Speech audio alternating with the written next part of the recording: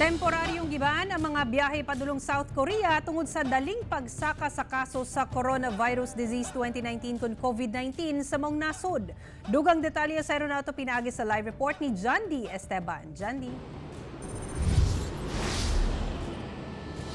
Sara, lakip sa travel restrictions, kini mga turista nga gikan sa North Gyeongsang Province bawalan una nga makasulod sa Pilipinas. Pero dunay mga exemptions. Atong sayron pinaagi ni ining akong report.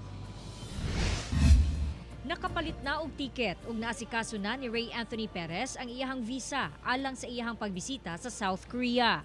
Pero madilatar ang iyahang biyahe. Gumikan temporaryong giban sa gobyerno ang biyahe paingon sa maong nasod ug wala pay abiso kung hangtod kanu sa kini ipatuman. Actually, nasad gyud ko na nanay travel ban to South Korea ang mga Filipinos kay katulagi excited kayo mi, no? Labi na kay makita na itong mga pictures sa South Korea. Gisundan sa South Korea ang China sa dunay pinakadaghang kaso sa COVID-19 sa tibuok kalibutan.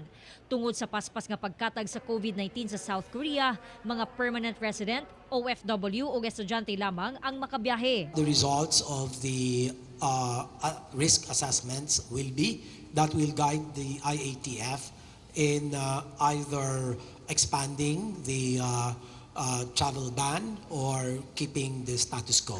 Gibawalan sab nga makasulod sa Pilipinas ang mga turista nga gikan North Gyeongsang Province, lakip ang Daegu ug Cheongdu County. Sa outbound po, walang Pilipino ang ta-travel to the entire South Korea.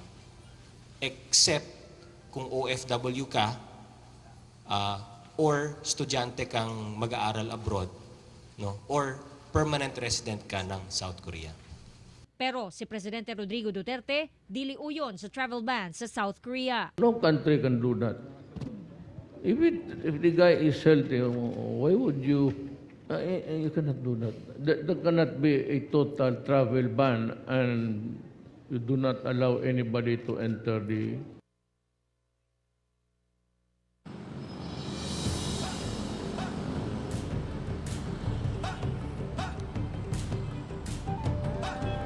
Sara, i-assess pa daw sa Interagency Task Force ang sitwasyon kung kinahanglan ba nga i-expand ang entry ban sa ubang lugar sa South Korea.